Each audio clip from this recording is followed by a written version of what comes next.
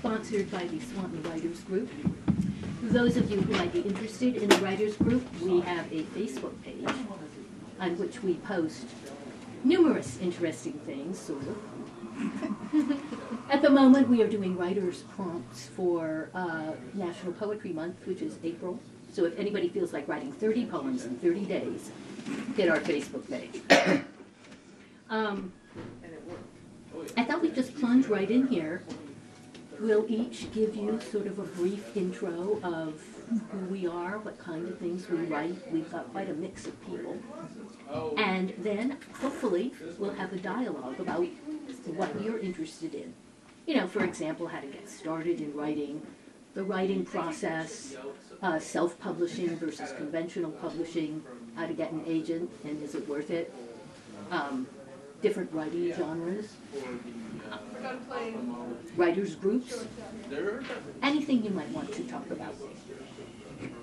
So just for starts, we're in the northern hemisphere. Which direction should we start in? Sarah, you want to go first? Sure, I'm happy to kick things off. Well, hi everybody. Thank you for coming on this beautiful, beautiful Saturday morning. So my name is Sarah Stuart Taylor, and I also write books under SS Taylor, which is sort of my alter ego for books for younger readers. And I started out my publishing career publishing mystery novels for adults. There are a few on the table over there. But I did a series of 4 mystery novels about a detective who is an art historian specializing in gravestone and funerary art. And I had a lot of fun researching those books and visiting graveyards all over New England and studying Egyptian funerary art and Victorian mourning jewelry and all kinds of fun things like that. And then sort of in the middle of my career, I hesitate to describe it as the middle of my career. Maybe it's only the end of the beginning of my career. Who knows? But I started writing books for kids, and the kids' books started with, I was teaching fiction writing at the Center for Cartoon Studies down in White River Junction, where I live down that way. And I was asked to write a script for a series of American biographies for middle grade readers that CCS was sort of putting together, packaging, I guess you would say. And I wrote a script about Amelia Earhart.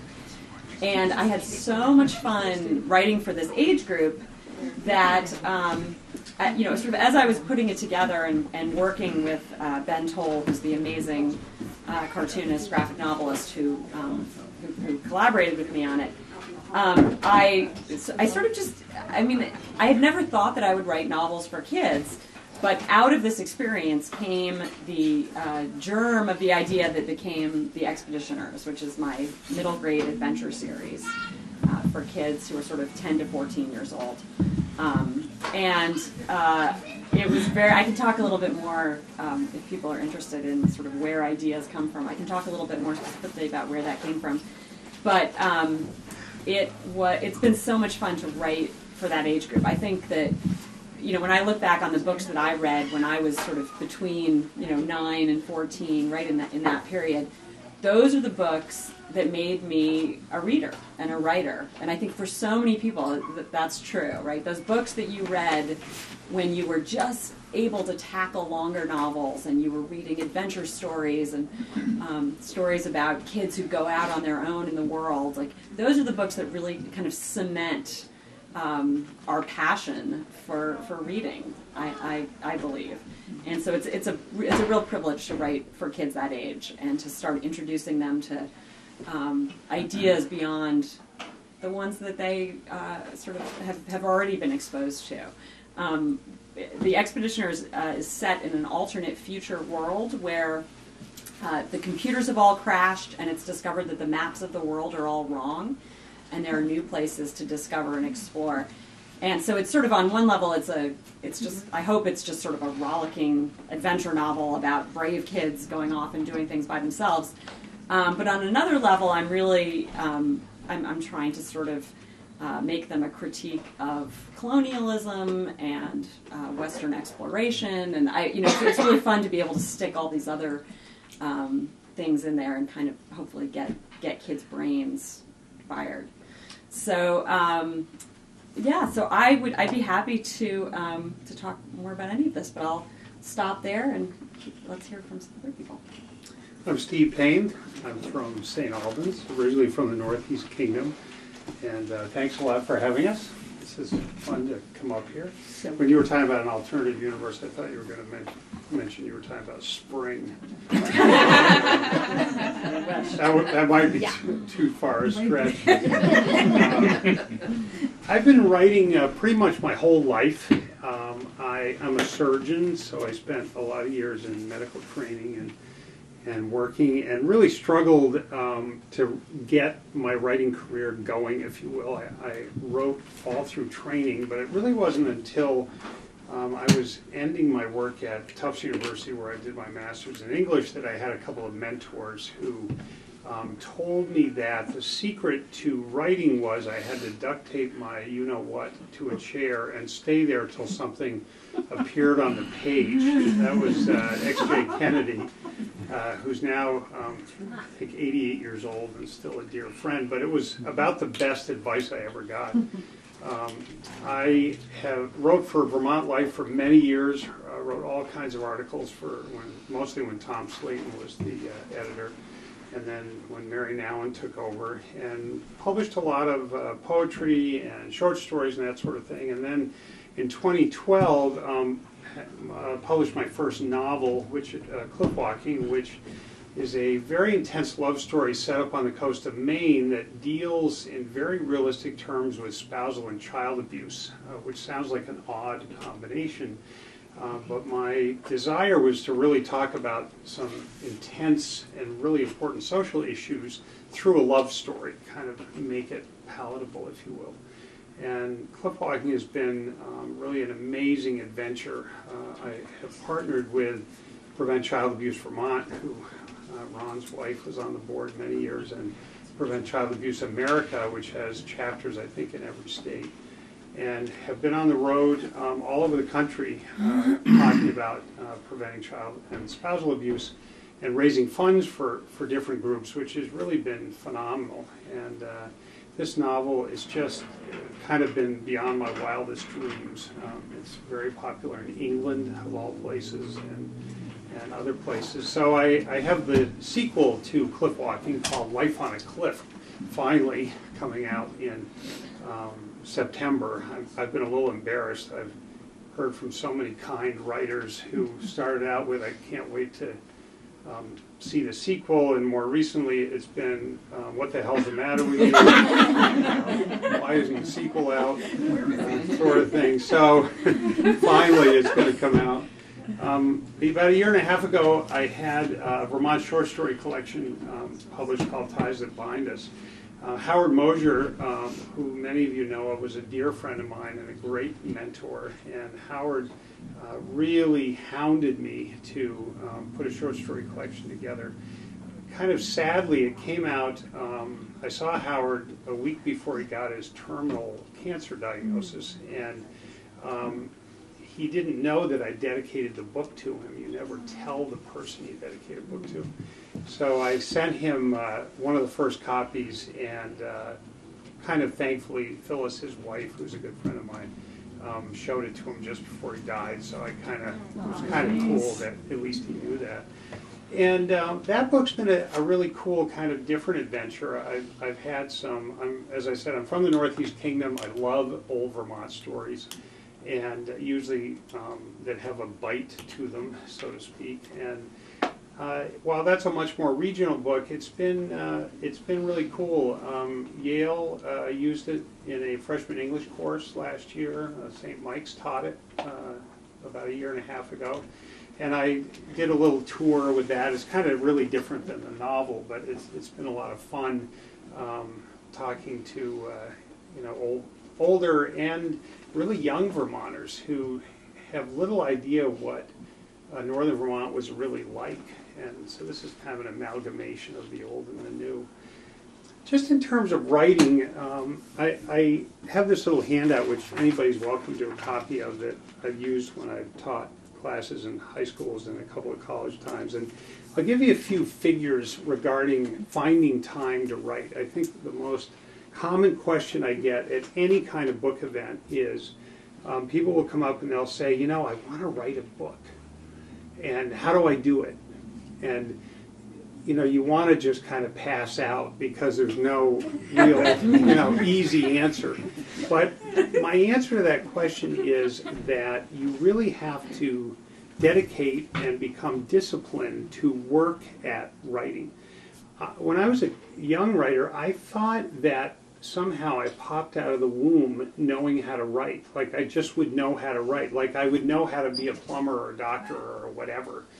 And I learned that I didn't know any more about writing than I did about any of those other things. And I couldn't just be inspired. You know, I really had to learn the craft of writing. And in terms of finding time, I'll give you a couple of statistics. As of last year, people worldwide spend about 700 billion minutes a month on Facebook. That's with a B. The average American watches 4.2 hours of TV a day, and that's all ages. So if you watch TV and live to the age of 65, that much a day, you would have spent 9 years of your life in front of the tube. So when people really, Steve, they don't have tubes anymore. oh sorry, you can tell I don't watch much TV. Putting it out there. So my advice to people is, if you've got the spark and you've got the passion and you want to write a story or you want to write a memoir or you want to write a book, it takes time that you've got to invest in learning how to write and then actually doing it. And for all of us on certain days that think we don't have the time, I just love to remember some of these little statistics. I write about 2 to 3 hours a day, 7 days a week. I mean, sometimes if I'm up all night working, I don't write because I'm too tired. But by and large, finding a couple of hours at least a day is really easy. I do it first thing in the morning. I do it on my lunch hour. I always have a story or an edit or something going. And if I'm too lazy to write, those are the days that I really enjoy corresponding with readers, or I do some promo or something. In other words, I keep the writing part of my head active all the time. And I think that's the secret. I think it was Stephen King, though I'm terrible remembering who said what, but I think King said that writing is 2% inspiration and 98% perspiration. And I'm guessing all of us can say that that's been true. So anyway, I'd be happy to talk to anybody later. Thanks. Shortly. Okay, my name is Becky Greiner. I wrote my first book in 3rd grade. I believe somewhere it's still kicking around. It was about a pioneer family of 7 children, each born 3 months apart, which shows that, you know, my biology was not as advanced as it could have been in 3rd grade. They were kidnapped by aliens, taken to a distant planet, and had to escape by crawling through glowing rock caves. And I swear I'm going to go back one of these days and do something with this book. I'm going to move the birth rate up a little bit. But actually, I went to school entirely for science. I got a PhD in biochemistry and cell biology. And so until our kids were small, I was writing entirely for things like the Journal of Biological Chemistry, which is a genre like nothing else on the face of the earth, and no one reads it but biochemists. So when I first started writing professionally, I wrote a lot of nonfiction. You know, dozens and dozens of magazine articles on everything from the natural history of squirrels to the science of ice cream making to the archaeology of privies, which is, you know, a superb topic. You know, there's a whole genre of archaeology where you do nothing but dig out outhouses. Everything went down the hole.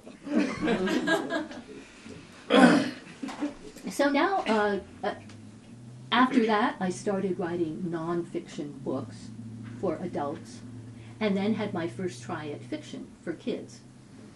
So today I write kind of a mix of middle grade novels for kids, some nonfiction for children, and nonfiction science and history for adults.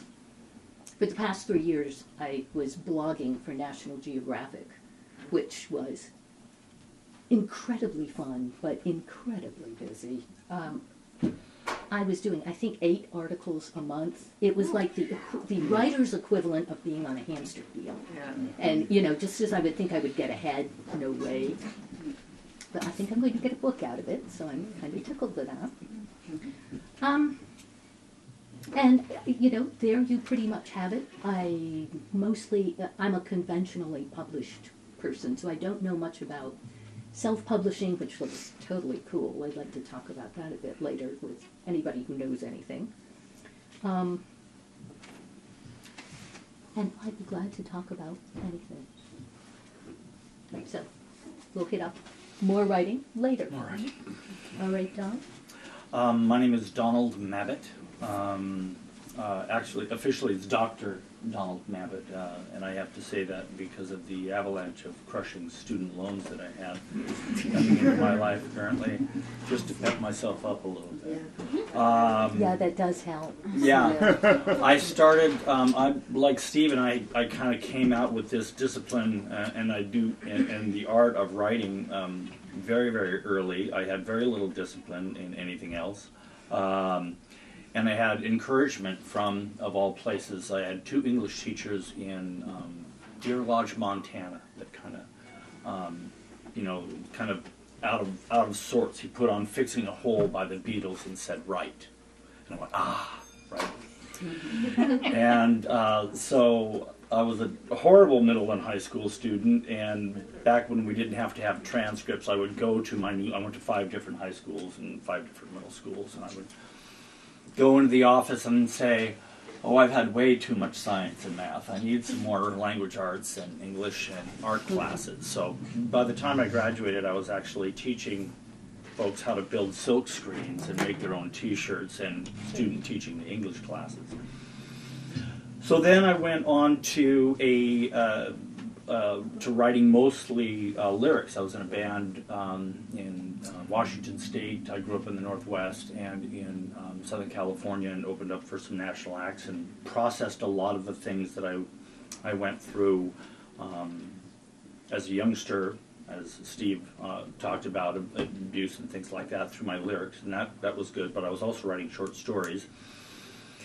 And when that crashed and burned, I went back to school, and I stayed there for 14 years. And I got my first degree was in journalism, and I went on to be the senior editor and publisher of a 200,000 circulation newspaper in North Orange County, South LA County. And I started off as a journalist.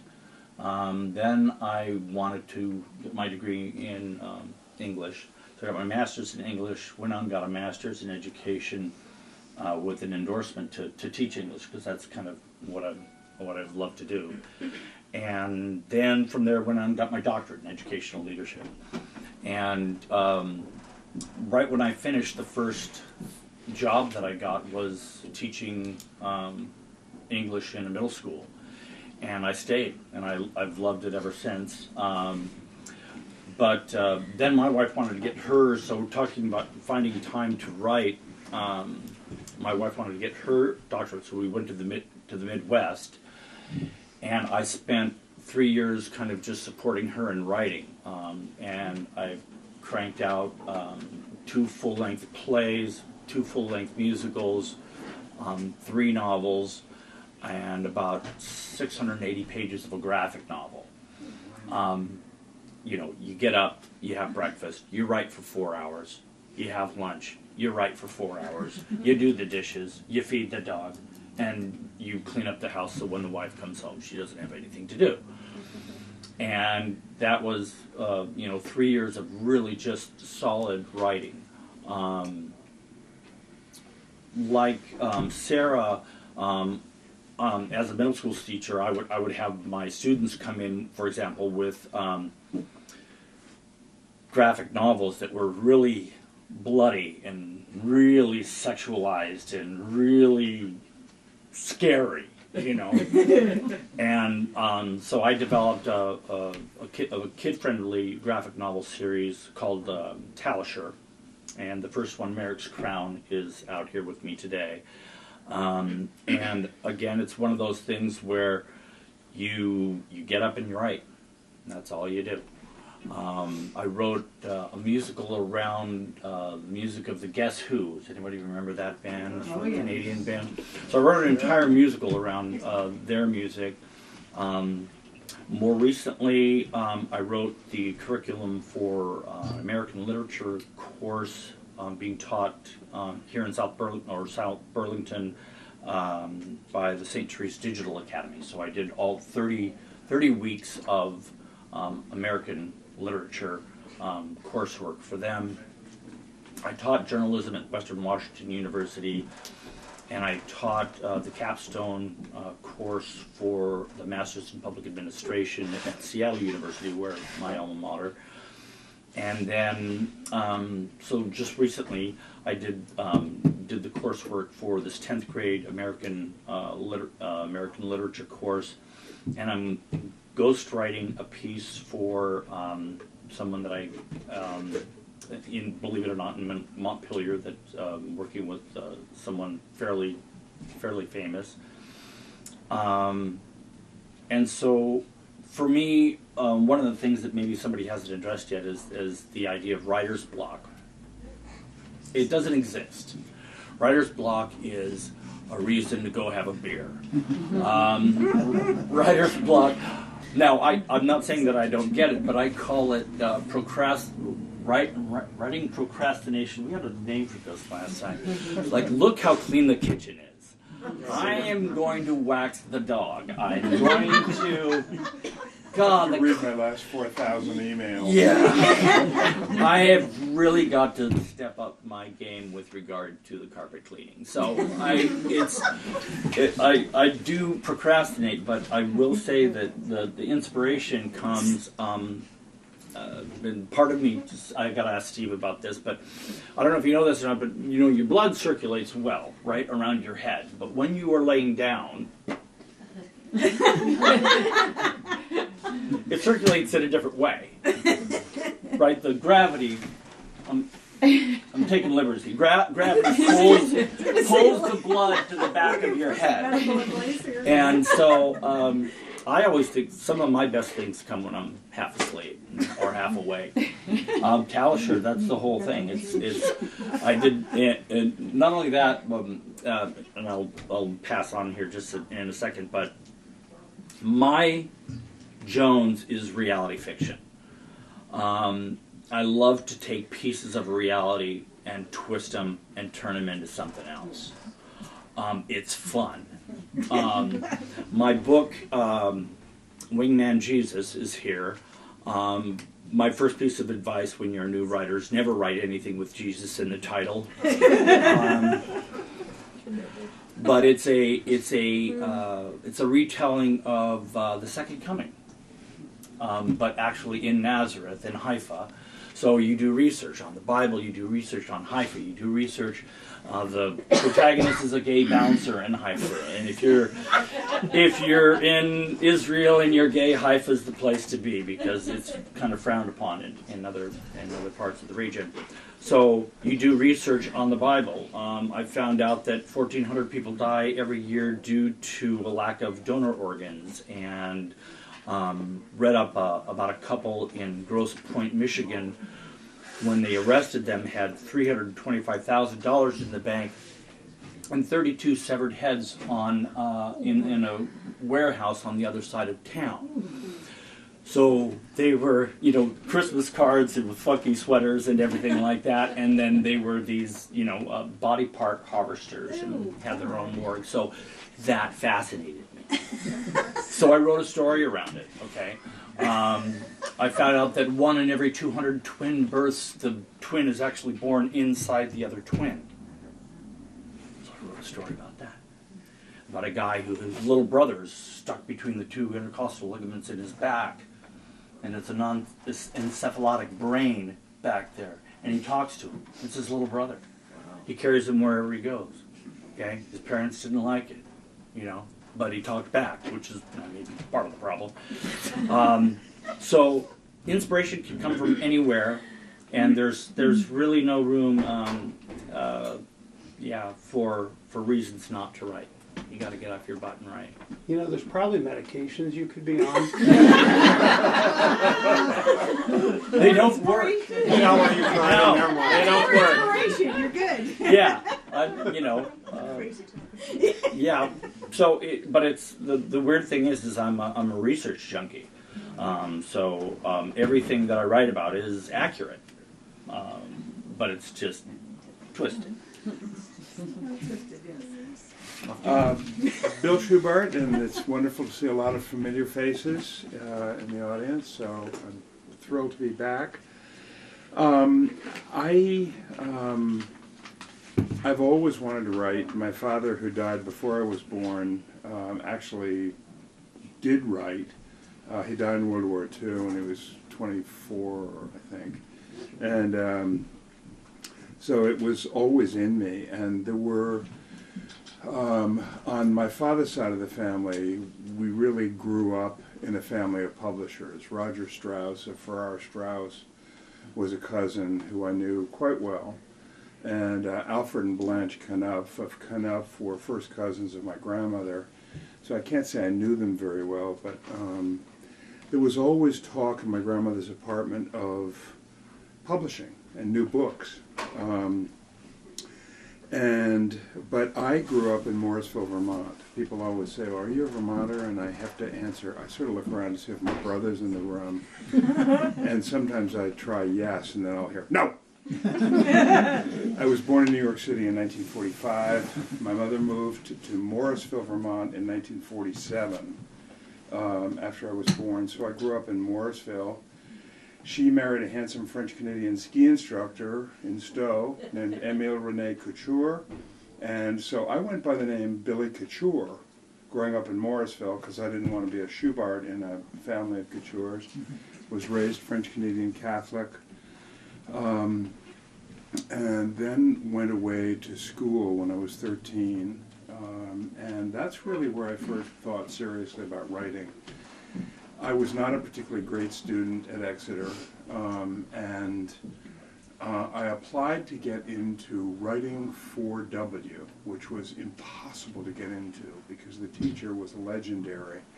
He had taught James Agee, he had taught a whole bunch of really well-known American writers. And you had to write a short story, a novel, or a poem to get in. Your grades didn't matter. And I wrote a sonnet, and I got in. And that really did change my life. He was a phenomenal teacher. Anyway, I'm happy to talk with you about anything today, including costs. I have spanned both traditional publishing and self-publishing. I've published 3 short story collections, 2 about Lamoille County, and 1 called Fat People, which is, I just had to write. I've struggled with obesity all my life, and I had to write this collection of short stories.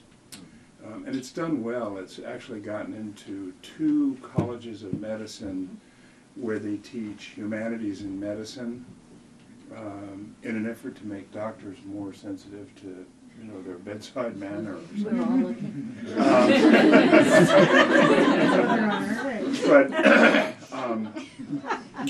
And then I've written 4 novels, and my last novel, called Lila and Theron, was published by an imprint at Simon & Schuster, and it's been distributed by Simon & Schuster, and it's done well. It was just about 10 months ago it came out, and I will tell you, you've got to root for me. It is one of 3 finalists for Best Popular Fiction Book of the Year for a Benjamin Franklin Award, which is the Independent Book Publishers Association. And I'm supposed to be receiving the award tonight in Austin, but I'd rather be in Swanton. So a friend of Kate's is going to accept the award on my behalf. But just so I'm clear, I'm not sure whether I'm I won first or second place, but so I'll find out tonight. Fantastic. I think I want to be as helpful as I can, so you can ask me about the process of self-publishing, the stages I go through editorially, what I do, what I pay, what a book costs me to make, and you can also ask me about traditional publishing and how that works. The one thing you can't ask me about is an agent, because I don't have one. Catherine Patterson has been trying to get her agent to take me on, but so far it hasn't worked, because I'm just not as well known as Catherine. Chloe. Hi everyone, I'm Chloe Viner. I am primarily a poet. So I have 3 books of poetry out, and my 4th one will be coming out at the end of this year. So I'll talk a little bit about my past and my interest in poetry. I really first started writing poetry really young, probably around 11.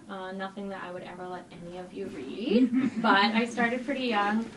When I was around 11 years old, a friend of mine died of cancer, and there was a fundraiser in his memory, and I wrote my first poem to read at the fundraiser.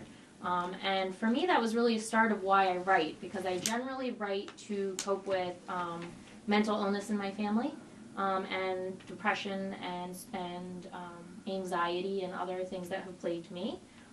So I think writing as a coping mechanism for loss at a really young age has continued to be a theme for me. So I really use writing as a emotional outlet. I have a lot of schizophrenia in my family, so I write a lot of my poetry is about what it's like to grow up in a family where both your mother and brother are schizophrenic. So I write a lot about that. So let me think about the publishing poetry. So it's very challenging to get poetry published. It's a bit of a dying art form. So for instance, full-length books of poetry, hardly any publishers even accept.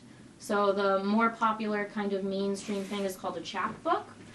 So it's, a smaller collection. This is my 3rd one, about between 20 and 30 poems.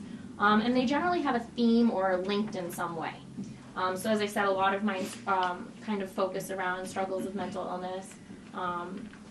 But getting published is definitely a challenge. One tool that I really recommend is a website called Duotrope, Duotrope. It's a really great tool. I used to use the hard copy writers markets, but the problem is from the time that they even go to print to the time they get published, a lot of those markets go out of print because the market moves so quickly. So with my first book of poetry, when I sent them out, more than half of the manuscripts wound up coming back because those publishers had already been closed even though it was the current edition of the book.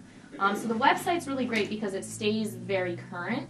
And people who go on the web, basically it's a filtering tool, so you could put in what kind of writing you do, whether it's novels, short stories, poetry. Then you could put in what type of market are you interested in being published in. Is it, I want to be in an online journal, or I only want to be in a print journal. So there's kind of a filtering system. And then it comes up with a list of publishers. And the great thing is anyone who uses the website can also put how long it took to get a response and whether they got accepted or rejected. So there's statistics by each publisher, which can give you an idea of how likely you are to hear back and how long. So that is actually the primary thing I use for getting individual poems published, rather than full manuscripts. I mainly work with a couple publishers. One is called Finishing Line Press, and the other is called Future Cycle Press. They're both kind of small, independent publishers. I think they're actually both in Kentucky, which is just random. I'm not sure why there's such a big poetry market there. I'm happy to talk about publishing, writing, any questions that people might have about the process. I'm here for any conversation people want to have. So thank you all so much for coming. Absolutely. One thing I'd like to hear from everybody is, clearly all of you experiment in different genres. I was definitely a total nonfiction writer for quite a long time, which is still probably my fallback favorite. And when I started writing fiction, I was a total creep about it. I'd always thought, oh, come on, nonfiction, we are the people that do all the research, we do all this work to put it all together, and you fiction people just sit on your rear ends and make it up out of your heads. I mean, how hard can this be? And now that I do both, And I like to have both going at once because I find them to be completely different modes of thinking and working.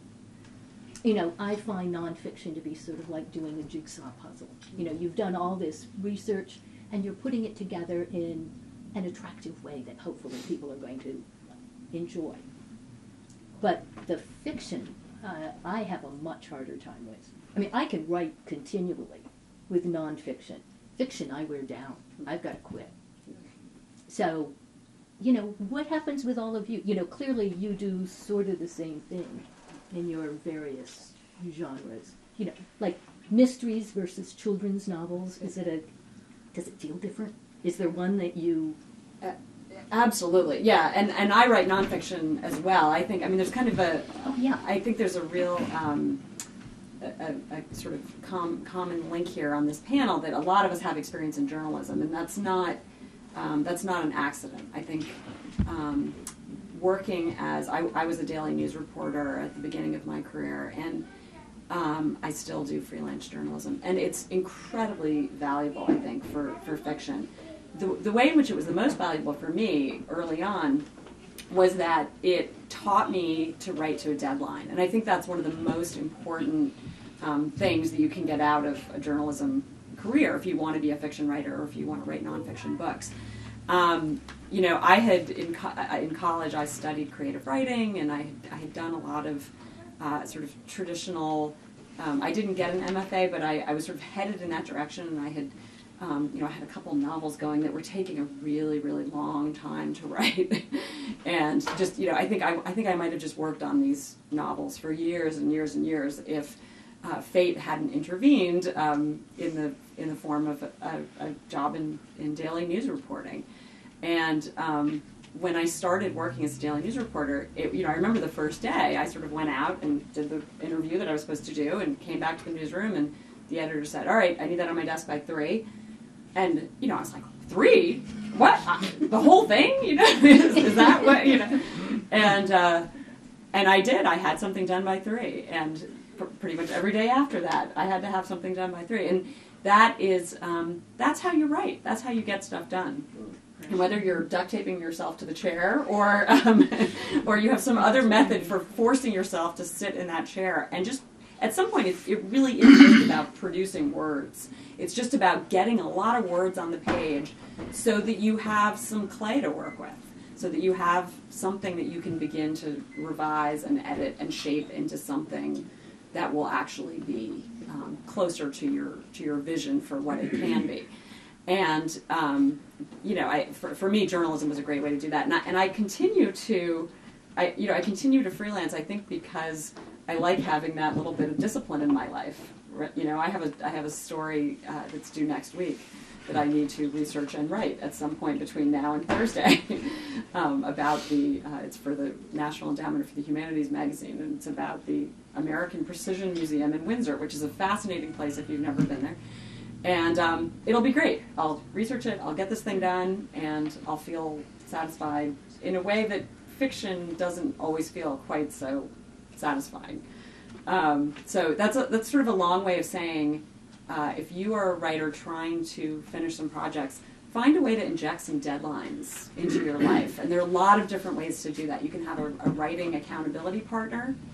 You can just have a friend who you say, you know what, on Thursday I'm going to send you 30 pages of this novel I'm working on.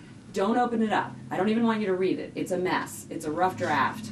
I don't want anyone to read it, but I want you to hold me accountable to this goal that I'm setting of getting 30 pages done. There are a lot of different ways that you can give yourself deadlines or trick other people into giving them to you. But I think for me, deadlines are everything. It's a little off topic, but no, yes. You know, we're supposed to drift. I wanted to ask at some point, has anybody tried the NaNoWriMo project? You know, write a novel in November, 30 days to a novel. No. Looked at it and ran away. No. Yeah. No. You know, I have a number of friends who said that this is a good jump start to force yourself to get your rough draft into The one very thing, rough form. the one thing I would say about the cross-genre thing is, and everybody's different, but it almost blew me up. I'm a commentator for Vermont Public Radio and have been for, I don't know, 10 or 12 years. I've probably done 300 commentaries. And that's deadline. It's not journalism, it's op-ed, it's opinion. But it's also extremely disciplined. You have to convey something fairly complex in 385 words, and then you've got to read it like you know what you're talking about. And I wrote a novel that I pulled back at the advice of my critical readers, which were exactly right. And what happened was, it was really about deep corruption in the pharmaceutical industry. And to your point, I did mountains of research on this. And so I wrote this 350-page novel with characters, fiction. And the critical reader feedback was, you wrote a 350-word commentary about how corrupt and how venal the pharmaceutical industry is, and you lost your characters. And it's funny, because when I'm writing pure fiction, just characters, just story, narrative, I don't have that loss. But there was a war going on in my creative imagination between, you know, my anger and my desire to expose the pharmaceutical industry for what they're up to, with just simply telling a coherent story. And that's still sitting, you know, I mean, everyone keeps asking me to go back to it. And if I did go back to it, I'd strip away all of the pharmaceutical stuff initially, and I would just write the story and then see what I could put back in. So it was a real struggle for me, trying to bridge that, and I do both. But it was hard for me. You know, I've found I've learned a lot over the years about the blend of fiction and nonfiction, and I used to think I had to be in one head to do journalism and another head to do fiction. And over the years, I've learned that the techniques I've adopted or learned on both sides help all of it. I think a journalistic piece or a Vermont life piece or whatever needs a story arc, just like fiction needs a story arc. Tom Slayton taught me a lot about that. Yeah. I would send Tom, who's the editor emeritus of Vermont Life, a wonderful, wonderful editor and teacher, and I would send him, I sent him a story about the groomers up on Smuggler's Notch, which I had a great time researching, riding all night in their cats, etc. So I sent him the story. I'd written for him for a few years by then, and he sent me a one-line email, and he said, "No story arc." And after I got over, a little huffiness for a few seconds, like Bill was saying, he was exactly right. I mean, there was all kinds of interesting stuff in the story, but it wasn't about, people, so to speak. And I actually went back up and spent a few more days and nights up there and got to know a couple of the people I was writing about really well. And, before long, had a humanistic story arc that really was all about how groomers take care of the mountains all night. But that was a huge lesson to me. And it's the same thing in fiction, really. I can, as Bill was alluding to, I can have all kinds of interesting things going on in a novel, but if there's not, as John Gardner, the great novelist and teacher, said, the fictive dream, if I'm not inviting you into a fictive dream and keep you there for the length of the story, in other words, the length of the story arc, then I'm not really doing anything very satisfying. But I find the same techniques in many respects, maybe except the research, pertain to both fiction and nonfiction, regardless of what I'm writing. And the only other comment I'd make about discipline, I find that writing is a deeply personal thing. I have this very deep commitment to myself to write, and that came from a woman named Priscilla Sears, who retired as a professor emeritus at Dartmouth, but was at Tufts in creative writing when I was there many years ago. And she would ask the class on a daily basis, I didn't get it at the time, she said, she would look around the class and she'd say, do you want to be a writer? And we were, 18-year-olds and kind of like, who is this lady kind of thing.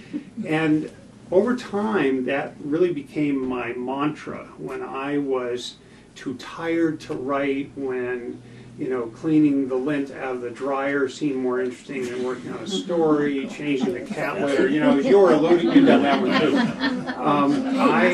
I would hear Professor Sears in my head saying, do you want to be a writer? It was like that simple. And that's been a huge help to me over the years. Even now, after writing and publishing for many years, there's times where I have to ask myself that. Do I want to be a writer? Not am I one, because everything I've written up until this moment is kind of done. But do I want to be a writer? Tomorrow and for the rest of my life. And that little personal back and forth has been enormously helpful to me, because I can't lie to myself. What am I going to say? No, and then never write again? I can't say that because I've got the bug. I've got the virus, and I don't feel right if I'm not writing. Even when I travel, I was recently out in California and actually doing some book business, but I didn't write a line for like 5 days, and my wife said to me on the plane back, this is kind of pathetic, she said, Steve, you really haven't been writing, have you? Because I was a little irritable, and that's, that borders on pathetic. My wife has to tell me, like it's time to go write kind of thing. But so that's helped me. Do I want to be a writer? And I have to answer it. Okay. One of my son's college professors said that that's actually not a question you ever end up asking, because you are a writer. And the phrase there is not, are you a writer, but I'm a writer, God help me. and that's, He's more advanced than I am. Because Steve's exactly right. You're uncomfortable if you haven't written in a while. It's like, oh my God. Some of my favorite quotes about writing are Ernest Hemingway says, you just sit at a typewriter and bleed. Which I relate to. And Sounds about right. Dorothy Parker says, I hate writing, but I love having written. And I think both of those go to kind of the agony of writing all the time. And another one I love by Mark Twain is that you can't wait for inspiration to strike. You have to go after it with a club. I've heard that one, yeah. So all three of those I think really resonate with everyone talking about the level of discipline it takes. And just sitting down and forcing yourself to write and making it a habit. And I think it's not a coincidence that a lot of us have degrees in other more scientific fields, because I also have a law degree.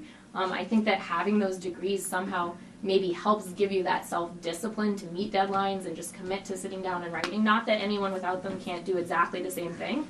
I just think it's not a coincidence. I think it kind of ties together with that level of discipline and dedication and sitting down and taking the time. A couple folks have touched on humility. If you've got a thin skin, this is not The wrong field. This is not for you. The first time I started writing, I was writing under the watchful eye of Tomas Guillen, who was the #1 reporter for the Green River Killer stories happening in Seattle. And he came in the first day of Journalism 101 and dropped a morgue book on the table and said, if you can't thumb through this, this is the wrong place for you to be. So I wrote my first story for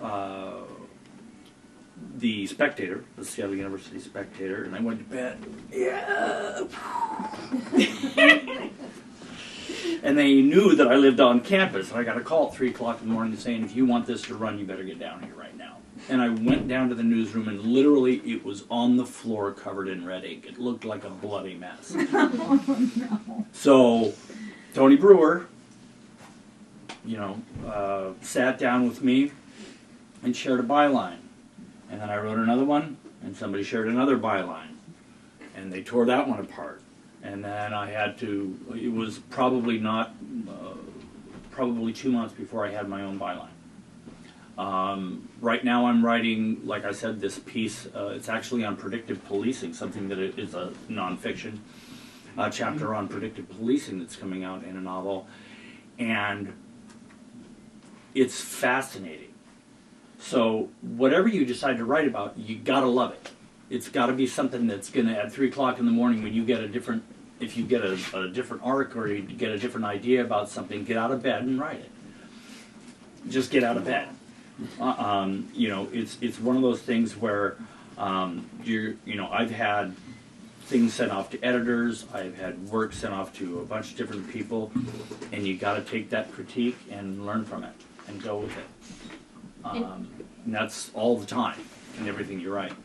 Yeah, and your perspective almost starts to shift, because there have been times I've been like, oh, this is such a good rejection. And non-writers are like, what? What are you talking about? But when you're a writer, you know, when there's personal feedback in that rejection, or you came close to getting published and they tell you, there are good rejections.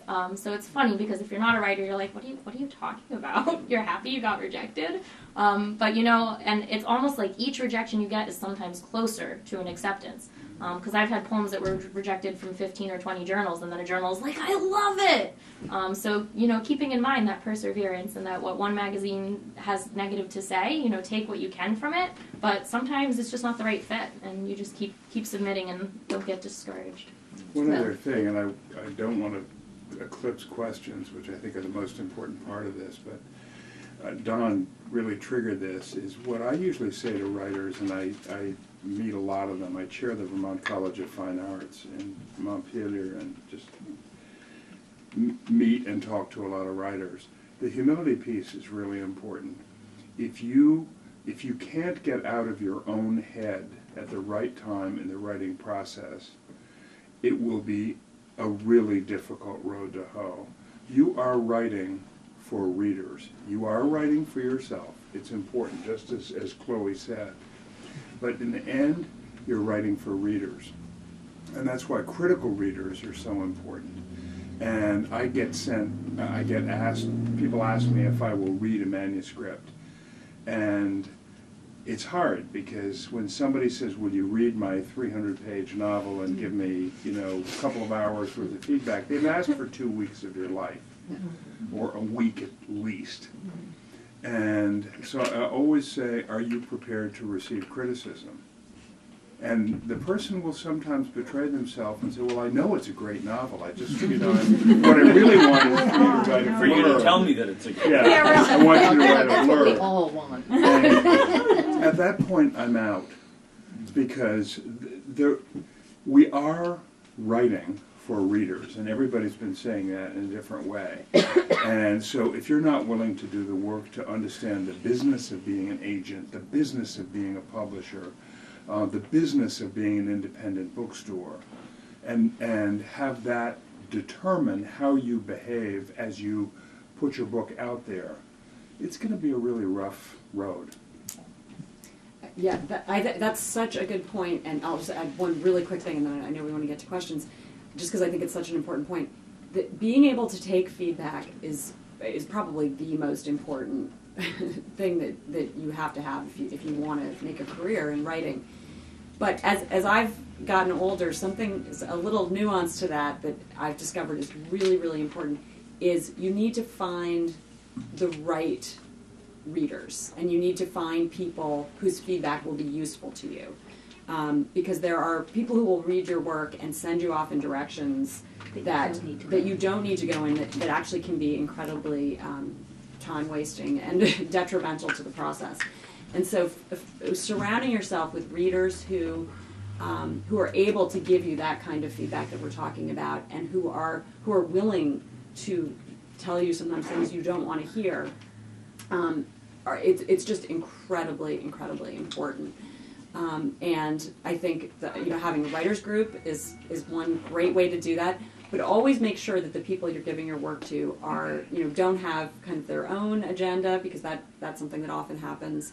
That they're people who are well read in the genre in which you're writing. think that's another really important thing. I have a good friend who writes science fiction, and he early in his writing career, he gave his novel to someone who hated science fiction. And of course, all of the feedback he got was like, why do there have to be spaceships? Why, do you really have to have this happen? And it just, so be, find people to give you feedback, make sure that they're the right people. It's really, really important. Yeah, a good editor can be wonderful. Conversely, be careful. There's something new out there, and you folks can back me up. There's something new out there called a hybrid agent. Yes, be careful. Okay? Be careful. Having a best-selling novel with Amazon means nothing. That's right. You can buy your way to a best-selling novel. Okay? Now, the last quote I got from somebody who actually had a full manuscript, who said, I'm an agent, I want a full manuscript. I sent them the full manuscript, and they said, this is really good, it's missing this, it's missing that. Why don't you look at some of our services that are available? Yeah. Yeah. Okay? So the last quote that I got was, well, let's talk about a 3-month contract at $1,500 a month. Yeah. And I will help you finesse this, and then I will get it to the right agent for you. It's an agent's agent. Okay? Now, there's people, and forgive me if some of you have done this or worked for these people, Author Solutions, Author House. You can look in the same Vanity publications that Chloe's talking about and find out the bastards that are out there. They will go as far as to rent a hall, hire people, and have those people ask you about your book. They will create awards, stickers that go on your book, and sell those to you. Would you like to be part of this group? Okay, great. We need $3,500 to set this up for you. Right. Vanity publishing is really a problem. There have been times when I've submitted my manuscript and I've gotten an acceptance within an hour. Like nobody read my book, and they'll be like, "Oh, we love it." It'll just be like $4,000 for the first press run. Just be really wary if anyone is asking you for money. Be very wary. I was once told by someone, a successful poet, doesn't necessarily make money, but spends no money. So, I'm proud to say I've never spent money on being a publisher. Everybody's talking about famous authors and their words. Mine is from George Carlin, who said that we once used to call shell shock, but that's too strong a word, so now we call it post-traumatic stress disorder. It's the same thing with vanity pressing. It used to be called vanity pressing, which means, right? Mm-hmm. Yeah. Now it's called self-publishing. Okay, it's still kind of vanity publishing. One other caveat in this area, which is going to seem very strange, but I'm leaving here at noon to go down to a thing that the Vermont... Austin? No. The Vermont Authors Project approached Michael DeSanto, who now owns 5 independent bookstores in Vermont, about the Made in Vermont Festival. So he very generously has taken a booth, and a number of authors are going down there to just be there over the course of the 2 days. But when I was putting it together with Michael, I said, Michael said, I've got one caveat that is I will not break, and that is anybody who has produced a book with Amazon, not only will I not sell them in any of my stores, they can't come to my booth. And this is something you just need to be aware of. It's not universally true, but as one might expect, there's a lot of hostility in the independent book field with Amazon because they have so thoroughly managed to eclipse the retail side. And then when they went into book production at CreateSpace, which I know a lot about, that enraged a number of bookstore owners. So I'm not telling you not to use CreateSpace, but if you use CreateSpace to self-publish, don't expect to be in those 5 Vermont bookstores, which are in the major markets. No question. Yeah, we should give everybody Sorry. a chance to talk. We've had a great time. Yeah. I have a question. So which one of us? Go ahead. Okay. You guys all have published or worked in multiple areas and multiple disciplines, fiction, nonfiction. And I'm not a huge, I'm not going to do nonfiction, but I do have a problem sort of switching between, like I have a hard time not focusing on only one project at a time, and that clearly is not a good thing from everything you told me. Something always going all the time, different projects going all the time. Is there any like tricks that you personally do to sort of switch your brain from project to project and not get mired down in any I'm in the same one place thing? you are. I can't write multiple things in fiction. I cannot do it. If I'm in a book, I'm inhabiting that book. The characters are my friends, and someone said this before, I'm dreaming about them. Yeah, I wake up in the that's middle what of I the mean. night, They're talking and in your my head. novel and that's how just you, moved you know. ahead 5 pages because something occurred to me in a sort of, the demi-monde of half sleep. So that's not unusual. I mean, if I'm asked to write a commentary for VPR, that is such a rapid switch of gears, and I'm done and in and out of that in 3 hours. But But if I you're not can't doing mix them that, up. then yeah, that's Yeah. In my experience, it's a muscle. Writing is a muscle, and it has to be exercised. And if you, the more, and I'm not saying this against what Bill is saying, but you should be able to switch gears. You should be able to inhabit the character and still chunk out a journalistic piece that isn't fiction. So could you write 2 novels at the same time? I have. Wow. Well, but the weird thing is No, I'm impressed. no, with one caveat, I'm a formatting geek. If you've ever looked at the Dark Horse way of writing a graphic novel, ooh, it's cool. Because you literally say page 1, 3 panels, panel 1, panel 2, panel 3, and you write it in a certain architectural way. I've written 3 screenplays. Screenplays are you have the margins and all of this, and ooh, I just geek out. Okay, manuscripts, musicals, librettos. I've written librettos. So the more of these different things that you can do, really the kind of wider you will look at things. So it might be part of your training or part of your discipline is to try some different things and try a couple things at the same time. If nothing else, just it's like if you work out, you do upper body, you do lower body. Right. I got my quads. You do pieces of your body, and all of those pieces are important. I would have a different take on that. I think it depends on where you're at in your writing development. Yeah. And if you or whoever is still really trying to kind of figure out your voice, how you like to write, what your system is for writing, I think concentrating on a particular work, whether it's a poem, a short story, a novel, whatever, short story might be better to start with. I really find that I did best trying to learn the techniques I needed to learn in one setting, more like what Bill was talking about.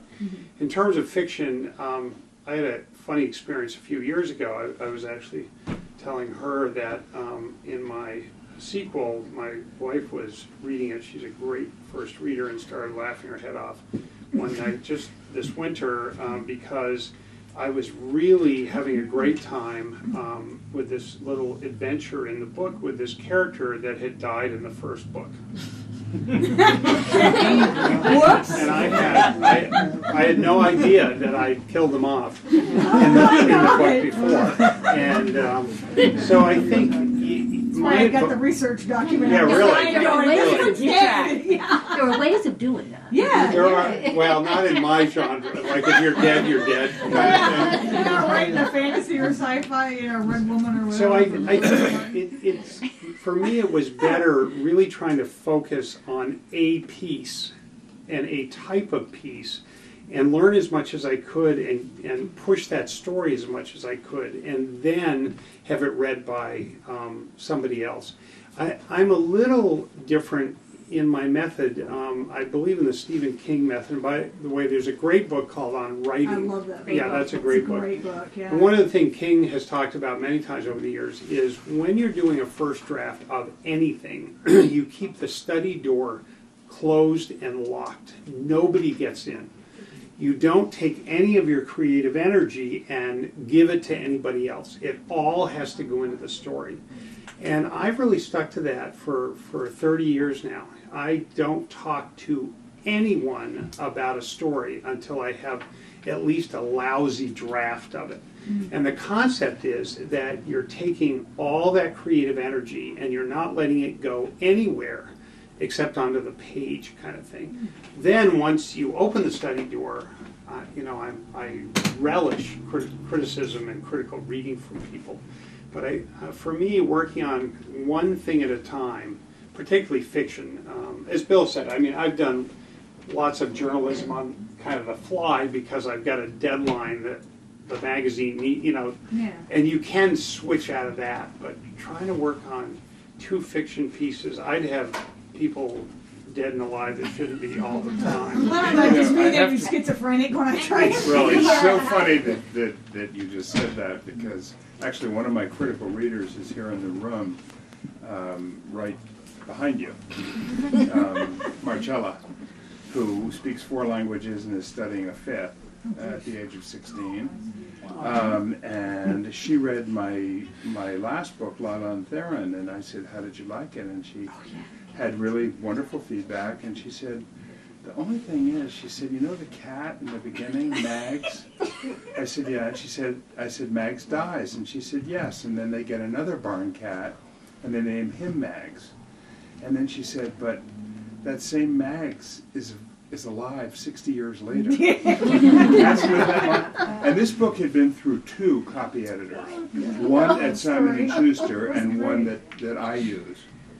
And so Marcella caught that, and I said, "Would you be a critical reader in my next novel, please?"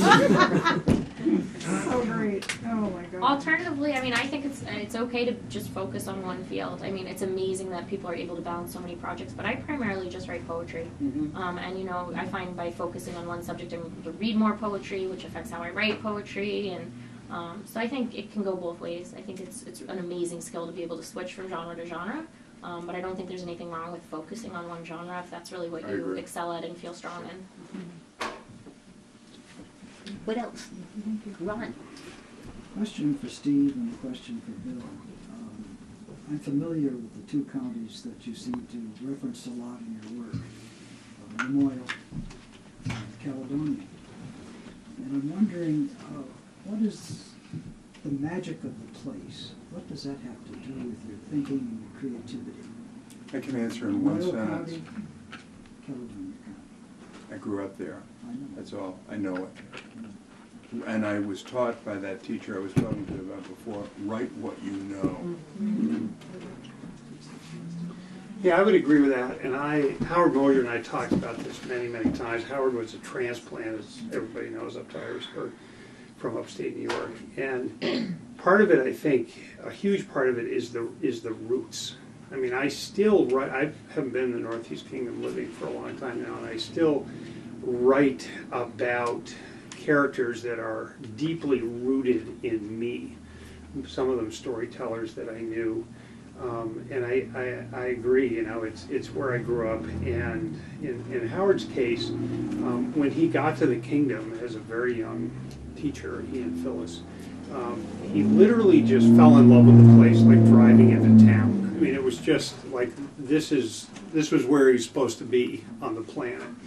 And I felt that way growing up. I grew up in St. Johnsbury and Irisburg, and I felt the same way. It was like when I went away to college, I mean, I kind of wanted to go, but I kind of didn't, because I loved where I was. And I think the people and the way they relate to each other and the landscape, the whole bit, I find myself using little little vignettes from my life. There's a story in the short story collection called End of the Season, which is a very touching story, I think, about an elderly couple. And it opens with the husband rolling kindling off his arm into a wood box, like that one simple thing. And I have such vivid memories of my father doing that. Like, that's where that came from. And it's really kind of cool. I've probably heard from a dozen readers from different places who've mentioned that opening to that, which sounds like nothing. You know, it's nothing. But so out of growing up there, I have this well of little vignettes in my head that I use in all kinds of stories. You do, of my realistic children's novels, none of them have a specific location, but basically they're kind of in Swanton, Vermont, because that's the place flavor of the stories that I know. You know, it's interesting. This sort of just occurred to me, but even these books that are set in this sort of alternate future where all the places are made up, and you know, there are these places on Earth that the kids have to go find that don't exist, right? That I made up in my imagination. There are sort of two locations that are very important in the books: the kids' home and the kids' boarding school. And both of those places are very solidly based on places that I've lived, because in order to make them feel like home, they had to have those little details. You have to really tap into that sense of childhood memory and daily routine and memory that makes fiction feel real. Yeah. To bounce off of that, whenever I read a good book or see a good film, I always know that I've really enjoyed it if I'm missing my other senses. If I want to smell that piece of wood rolling down my arm into the bin, I want to be there. I want to be absorbed in that, and the only way to do that is to really experience it firsthand. Some of the favorite novels I've written take place in Seattle, where I grew up, and the fun part about it is Seattleites are terribly vain about how well they know how to get around the city. And so people in Swanton are like that too. Because there's city, it's hard to keep track. There's so many little islands in the ferry, and I placed this one story in Silverdale, and to your question, it's like anybody who's had to wait in a ferry line is just going to go, oh, I love this book. You know, because you can smell the diesel, you can smell the creosote on the pilings of the you know, where the ferry docks and things like that. When I know I want to read a book, I want my other senses to feel that. I wrote a passage like Stephen's about, you know, how the top layer of snow is kind of crunchy, and then there's soft snow underneath it, and how your foot kind of passes through it. Mm-hmm. And that was the response I got too, was, oh, I know exactly what that's like. I know that sound. You described that sound and that feeling of your foot passing through that, you know. So yeah, it helps to know where you're from. And you know, one other comment I'd make, Ron, that just occurred to me is, we all write differently. I, in some respects, am a sparse descriptor. I work sometimes for weeks on a paragraph to try to find the snow nugget or one little piece of something that will allow the reader to then fill in all of the details, as opposed to a lot of writers who will give you, I mean, in my view, description till I'm drowning, and I don't have anything to work with. Like, they're not leaving it up to me. And I think observing where we live, whether it's where we grew up or where we live now, and really editing all these little details, you know, the levels of the snow, the whatever, is so important. And frankly, that's a lot of the journey, the adventure for me, is finding exactly the right detail and then hoping it works for your critical readers. And your daughter-in-law is one of my first readers, has been for 25 years, and she's just so lovely. She's incredibly polite, and once in a while I'll just have exactly the wrong detail, and she'll gently say, I just wanted to chat for a minute about this little scene, and once she or somebody else points it out to me, I realize that the 400 details that I edited out, the right one was in those, not the one I used. So, do any of you read your work out loud to yourself? Always. Because that's Always. such a huge a thing. surefire way of Always. realizing when you have burbled on way too long about something and you really need to Or cut it sounded back. better in your head than when it Yeah. actually was on the page. And there's Yeah. some interesting techniques you can use too, where you change the font or the color, because sometimes you even read it the right way when it's written the wrong way. Like you'll skip, Yeah. you know what it's That's supposed to say, so you'll read it that way multiple times. So scientists have found there's even a new font that's been developed for people with dyslexia. Yeah. But there's Yeah. ways that you can play with it so that you're more likely to catch those mistakes that you might otherwise miss. the words are dramatically different reading them in your head and reading them out loud. Yeah. It's just Yeah. amazing. Yep. Even the pacing. I mean, you Everything. can't have really excellent pacing in your writing without reading it out loud. Yeah. When I taught, I had this thing called Reciwi. Read it, write it, speak it, and that's how I get my students to put commas in. Oh, did you pause there? Well, you paused there. Put a comma in there. Put something in there that slows the reader down.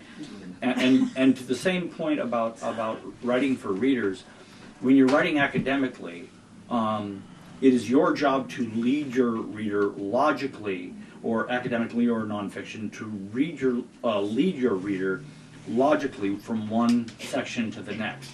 I don't think it's that much different in fiction.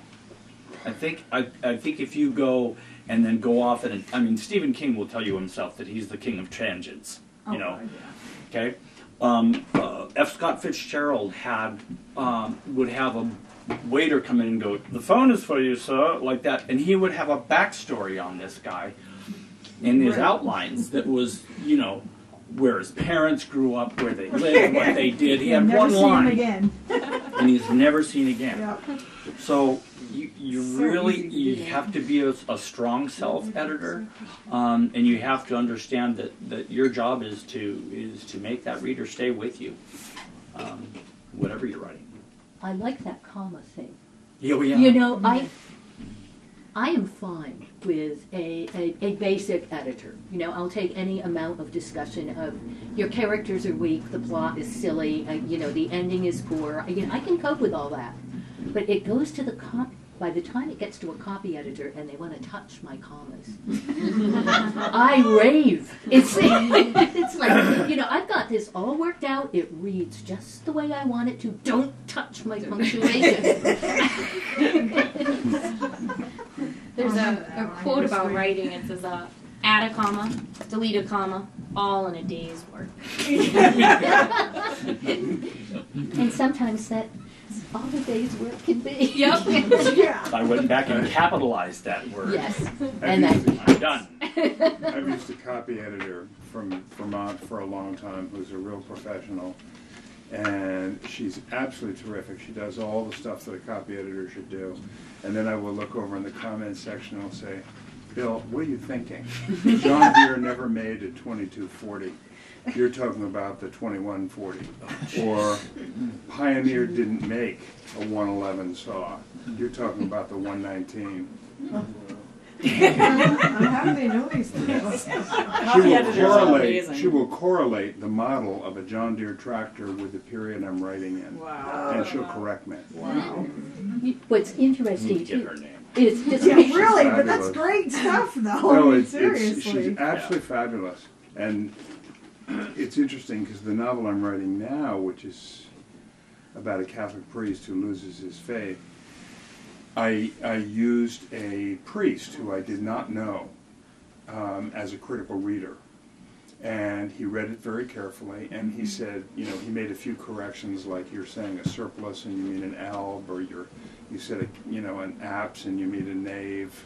You know, the technical corrections that you want because they distract your reader.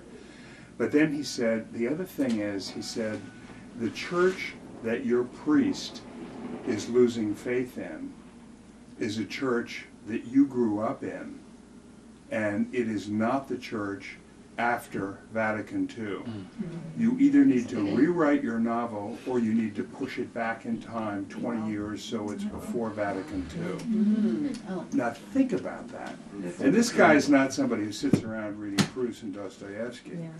But you can see how incredibly valuable that was. Absolutely. Questions? More questions, More guys. questions?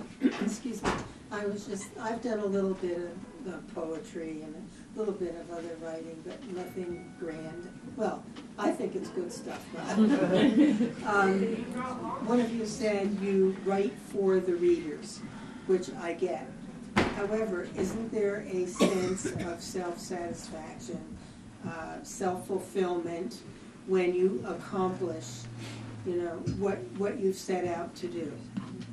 That's the core existential question in writing, because both are true.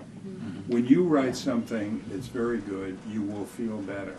But the question is, who's it good for? And it's possible, I mean, I know writers who write for themselves and they feel good all the time, but nobody reads their stuff. So if you take, you know, if you take your sense of accomplishment objectively as well as subjectively and find that balance, that to me is critical. And because I tend to have a large ego, I actually force myself in the other direction. I'm very dependent on critical readers, and I invite hard criticism, and I am very hard on myself. Because I'm really writing I'm not writing to get rich, because none of us do anymore, except for the top 15 writers. But I am writing because when somebody sends me an email saying, I just read this short story, or I just read this, and it was really moving and really touching, thank you, that's why I write. Yeah. And if I'm saying that to myself, it's not enough.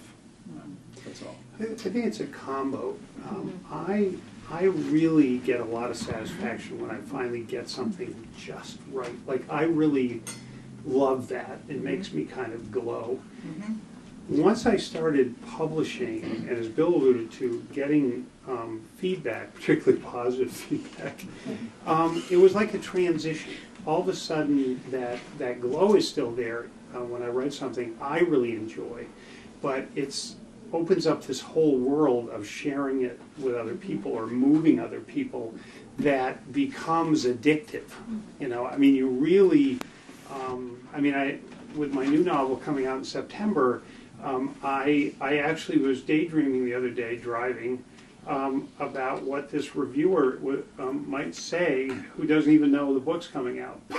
I mean, because I'm kind of lusting after positive reinforcement. Now, when I first was starting, all that really mattered was, did I feel like I'd done my best on this? So I think it changes once you're publishing. It's a bit of a moving target too. You know, often authors are asked, what do you think is your best book? What is your favorite book? And it's always the next book. You know, it's always the one that's down the pipe.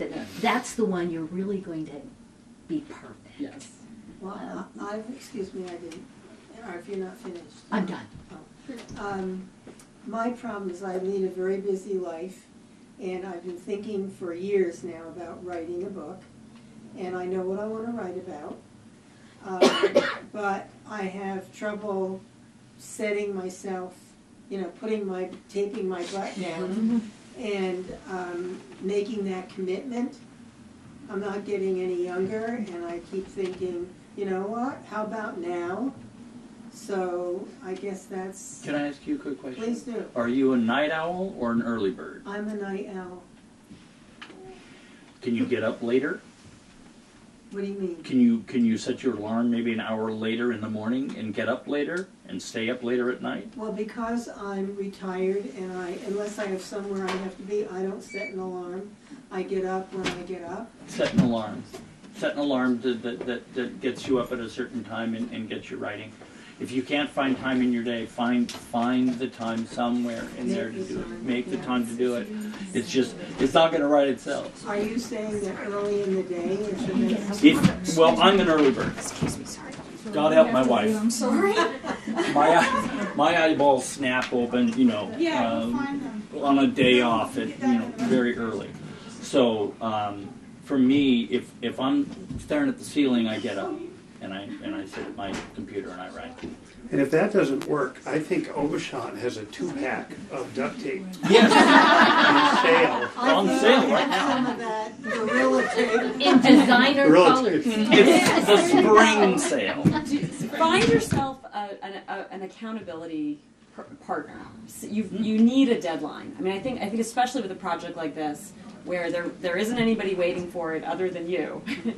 It's really hard to force yourself to, so find a friend and just say, I'm going to send you 30 pages on this date. I'm going to email it to you. Don't open it up, but I just want you to see that I've done it. Count the pages. And just see where you get. The other thing that I think when people tell me, I've been wanting to write a book for a long time and I'm having trouble working on it. And the first thing that I always say to people is, it's okay to not write too.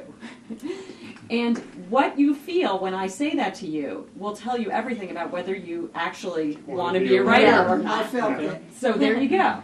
Give yourself permission to not do it too, and then see if that urge is actually there. Yeah. I think there's such a sense that everyone can be a writer and everyone wants to write a book, and that there are a lot of people out there who sort of have this feeling like I should write a book, but they don't actually enjoy the writing process. And when I say the writing process, we don't always enjoy writing, right? You like to write. That's great. That's a great place to start from. Well, I would find yourself a deadline. I would start small. Commit to 1 page a day. I'm going to write I've 1 written page a a day. few things and tuck them away that would be part of a book. But I have an ex-husband who's a writer, and I said to him we talk on the phone sometimes, and we're still friends, and I said, I don't know what format to use. And he said, Linda, just start writing. Yeah, don't worry about Yes. it. Sit at a typewriter Open and up a read. document Bleed. I think it's the first draft of all of my books is the vomit draft. And it literally is just like vomit the story out on the page. Just bleh. I think And then you have something. Another thing that helps me is I have a writing place. I have a physical place in my house where I do 99% of my writing. And so when I go sit in that chair, my visceral association is I'm gonna be writing now. Sometimes I walk in and I sit in the chair, I'm not even thinking about it, and I just start writing because that's where I go to write. Hemingway at his house in Key West, if anybody's ever been there, it's very cool. He had this elevated writing room, little mini house with a walkway above the ground that went from the main house, and that's where he wrote. And only his multi-toed cats went in there with him. That's a good idea. That's a focus place. Yeah. That's your place where you do It emphasizes the habit, the discipline, I think.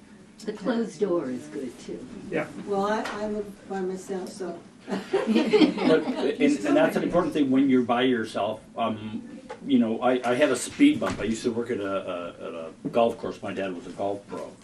And I was also kind of a local hero rock and roll wise. But there was a little speed bump that went down to the yard where we kept all our tools. And that was my marker. I was no longer this guy that played drums for a band. I was at work now. This is what I was digging a ditch and fixing a broken irrigation line. So sometimes people need little triggers. This is my time, or this is my space, or this is my chair. My hat. My hat. My wife and I have bed sit right now. We have our bed in the living room. because she has her office and I have my office. Because we have two very, very distinct ways of writing and studying and working. And mine is a very journalistic style. I got the radio on, I'm singing, I'm stopping and playing guitar a little bit, you know, and she's like,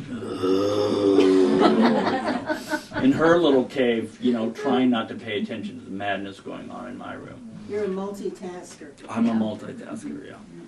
I have a question. Yes. Oh, no, Just a quick question. I'm a very visual person, so as I'm listening to your process about your little specific details that you talk about in your stories, or the way that you come up with something maybe in the news that you found fascinating, that you research more into, that evolves into part of a story that you're telling and is developing in your mind, I see like building blocks, like pieces of all these things that you guys are creating. How do you blend it all together? Is it something where in a story, or is it specific to a certain part of your writing? How do you take those building blocks and kind of smooth them out so they all flow as a finished product? Like you create, or do they not sometimes make it to that level? Because like she was talking, I would just put things on paper, just start getting pieces of paper, just writing ideas down and just kind of building. And then how does that develop into that finished piece at the end for your process of writing? That's the 98% of perspiration we were talking about. Yeah. You know, my response to that would be that in every story I've ever written, typically the story arc, the basic story arc, comes to me first. Okay. Even a 500-page novel, typically the entire story comes to me. I don't mean all the details, but kind of what's going to happen in this story, and it changes over time. And I then start throwing everything against the wall, like you were saying, the vomit, you know, the direct first draft. And I think it's so important to just start somewhere. People start in the middle of novels and they write to both ends. Everybody's kind of different, but it's that same thing we were talking about. It's stop talking, stop thinking, I say this to myself, and start writing. And once that process starts and a scene develops and a character develops, as so many writers have said, my experience has been the writers start writing, the characters start writing the story. Yeah. They do all kinds of things that, I know it sounds ridiculous, like I would never think of. Even though I'm making it up, you know. There are also no rules. You know, people will start with, oh my God, I've got a great ending. Okay. And, you know, how am I going to get to this? Or you've got a great beginning. Or you've just got a seed crystal.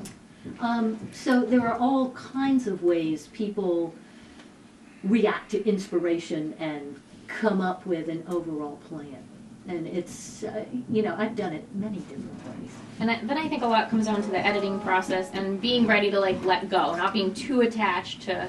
So, like, when I review a poem, I'll ask myself, do I really get something out of each line when I edit? And I'll cut whole lines. And when I used to do it, it was really painful. I was like, no, but I wrote that. But, you know, cutting is... the editing, a lot of it comes down, you know, do all that initial work, get it out however you feel is best, whether it's from the end to the beginning or the middle or just an outline, whatever you feel. And then I think what you're talking about when it comes to structure and pulling it together is really just when you go back and you read each line and you ask yourself, am I getting something from this line? And part of the fun and fascination of writing is figuring out your process. Mm-hmm. I mean, we can all talk till we're out of breath, but you know, everybody figures out their own process. I think it helps to talk to other writers, of course. Well, I do art, so my creative brainstorming process is different from others, and Sure. I notice the creative mind in general. Listening to you guys, it all makes sense to me in a different way, and I understand it, can relate to it, but on a more of a hands-on, and you guys are more on the 2D, so it's really awesome to hear your creative process. Well, this is a place, too, where being a reader is so important. If you want to be a writer, you have to be a reader. Yeah. Oh, so and true. if you go to great literature, if you go to, you know, find some things that have a sort of similar sensibility to what you write, yeah. and really study the mechanics. It's so important to understand how, you know, at the level of the sentence and the level of the paragraph, how do writers do it? This is something that I am doing this right now. I'm almost done with the novel, and the main character, she's sort of an unreliable narrator, and in revising I realized she's not as unreliable as she needs to be. And I just didn't know how to fix it. And I went and read a bunch of novels with unreliable narrators, and it's sort of like, oh yeah, that's how you do it. You drop this in here. You do this in the characterization. And it's you never outgrow, as a writer, I don't think you ever outgrow the need to be a reader and a student. Oh yeah, definitely. Pay attention to organically how things happen as well. I don't think of my stories as building blocks as much as I think of like globs of Play-Doh. Right? And like Steve was saying, I will start off with an idea, oh, I'm so smart, and look at the story arc, and look at how great it is, and look how I've developed this character, isn't it? It's great. And halfway through it, I won't need my wife, I won't need my editor. My character will say, I'm going to do this. You know, this is how I would behave. This is how I would truly react to this situation. And sometimes that will mean that an introduction of a new character. That might be something completely different that comes along and happens when you least expect it. You need to listen to that voice. You know, you need to not say, "Oh, I've got this is the way it's gonna go." You know, it doesn't work like that. For me, anyway. I don't. I let things just kind of naturally happen. My wife's always angry at me for killing people off. As long as you don't kill the cat. No, I don't kill. I'm pretty good on animals, but main characters seem to fall by the wayside sometimes. Not without good reason or anything like that. You may want to get a copy of this. I mentioned a few books on the back here that have been incredibly helpful to me. One of them is The Writer's Journey by Christopher Vogler, which is just an amazing book about, you know, mythic structure in writing. And if you folks haven't read Anne Lamont's Bird by Bird. I was just thinking about reading that. Oh my God. Yeah. I mean, like, I don't know It's how you terrific, could yes. how you could be alive and not read that book. Bird by bird. Bird Yep. by Bird. Great book. Yeah, it's one of my, and another one is the Portable Writers Conference, which actually my editor wrote one of the chapters in there, and there's a lot of nuts and bolts stuff in there about, you know, how to do this, a lot of things we're talking about. So there's a lot of help out there, I think, for all of us. I mean, I go back and read Bird by Bird, and I'm almost falling on the floor laughing, and I've read it 20 times. By the same token, John Gardner's on Yeah. fiction is good too. Yeah, that's stop reading books about writing and write. Ah. You know, that's another thing. Get a couple of these books that Steve mentioned, and because we can all write a book about writing. I could write a book about writing, but you know what? Maybe I should just write what I'm good at writing. You know your strengths and go for it. We are so out of time. Do we have one more question? I came mainly for publishing. Can I call Yeah, one of that's, you I was about surprised. publishing? I was surprised there hasn't been. Yeah, that's what I'm If mainly you- I mean, here I'm- Do you for. want to know about We're happy to traditional answer publishing or questions. self-publishing? I'm up for anything. I have no Well, idea. I wish you'd asked the question half an hour ago, because there's a lot. I'm happy to stay in touch with you for that. Yeah, I would too. I am as well. I wish I could. In self-publishing, I mean, it's sort of like doctors and nurses. When we were kids, there were nurses here and doctors here and nothing in between. That whole spectrum is filled out now between traditional publishing and pure vanity publishing. That is filled out with hybrid publishers, assist publishers, and it's actually it's a murky area. And you should never get involved with a hybrid publisher or an assist publisher without talking to at least 2 or 3 writers who have worked with them. And we have about 4 of these in Vermont, some of whom are good, some of whom I would say are less good. And that's a function of what the ratio is between money and talent. A bad assist publisher or hybrid publisher will take anybody with money. A good hybrid publisher will only take something they actually believe they can do some selling and have some success with. And yes, money will be involved, but it's less. So I know people who have published bad books for $10,000 and $12,000, and people who have published really good books for $2,500, and that's roughly the spectrum. I mean, you can spend tens of thousands. But don't sign up with anybody, no matter what they tell you about your manuscript, until you have talked to 2 or 3 writers who have published with them and say, what should I look out for? How do you feel about this? And the other thing to know, and this is true up and down the spectrum, nobody's going to market your book, not even Random House. No. Marketers don't market, publishers don't publicize. Not at all.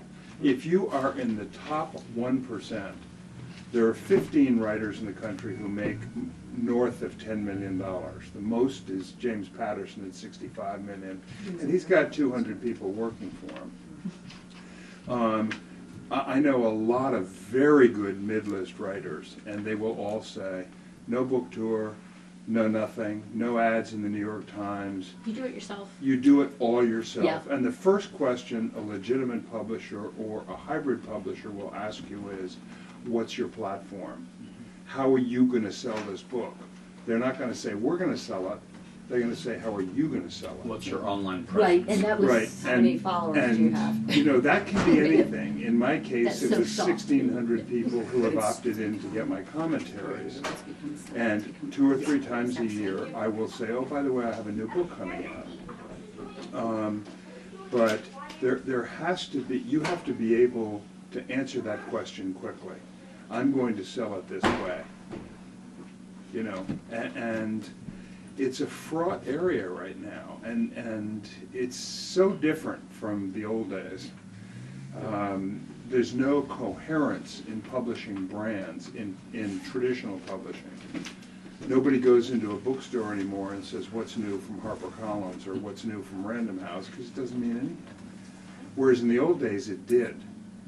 A book that came from Knuth meant it was a very interesting, very well vetted new fiction writer or poetry writer.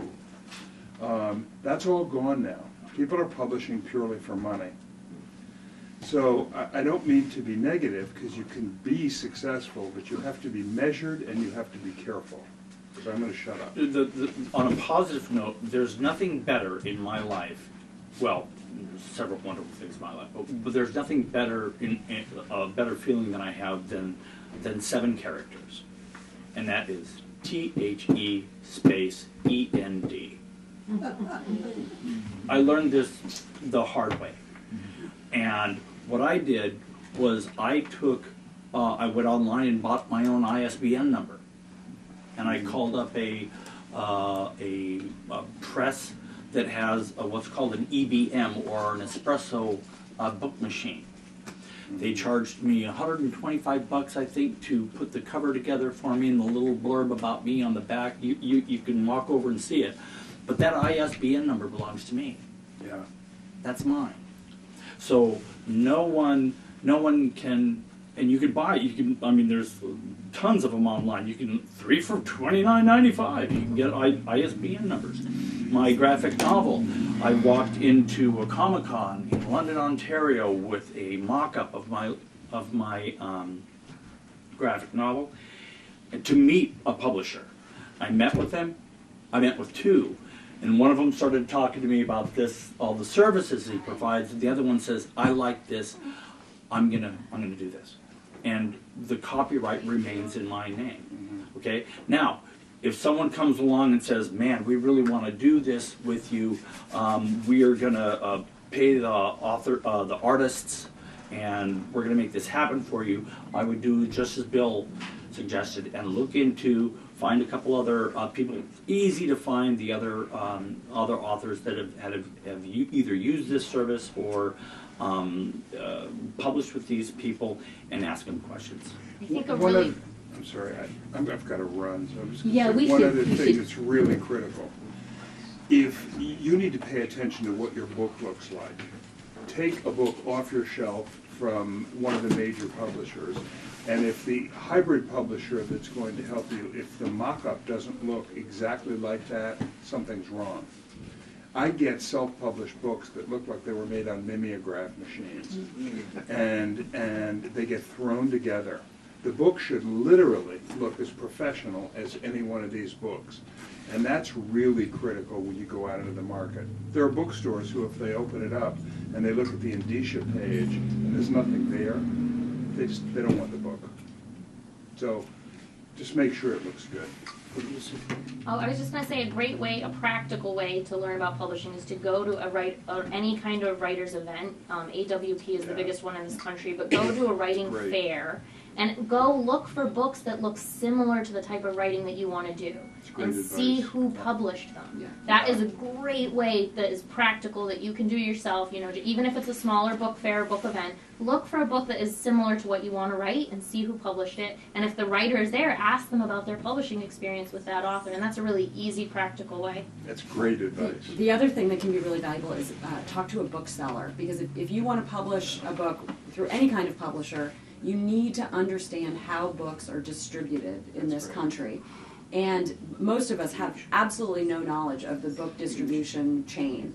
And you absolutely have to understand that when you're making these decisions, because it will affect who will carry your book, who will sell your book, where your book will be distributed, how it will be distributed, how much it will cost a bookseller to have that book in their store. And booksellers understand all of this, and they can tell you. So, you know, just ask an independent bookstore owner if they could kind of, you know, describe to you how books end up in their store. Guys, I hate to do this. We really have to stop. Could, We're way over could all of you time. just look this direction so I Yes, can have one we can. picture of everyone looking this direction? Great, thanks. Thanks. Thank you, for everyone. coming so much.